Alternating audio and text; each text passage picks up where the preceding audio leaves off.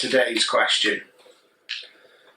Dear Damien, you mentioned compression and perspective a lot. What is it? Right, simple question, simple answer.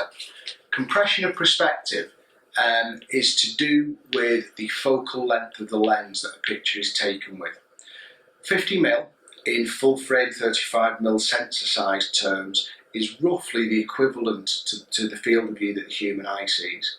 Anything below 50mm is a wider angle view, and what that tends to do is distort perspective by making the foreground, the midground and the background appear to stretch away from one another, where compression and perspective is the property that a longer lens, a lens of greater magnification than the 50mm gives.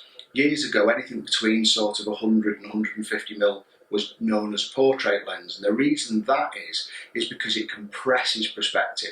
It takes the foreground, the midground and the background and sort of squishes them together. Now I use that a lot in a lot of my fashion, a lot of my glamour, a lot of my portrait photography.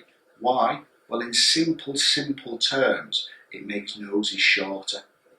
Now nobody ever comes into my studio and says, can you make me look short, fat and dumpy? Don't know why, I clearly think it's a brilliant look, but it's not catching on. So compression of perspective by using a longer focal length lens is a really good tool that the pro photographer uses to flatter the subject. And guess what? If we flatter the subject, they pay us more.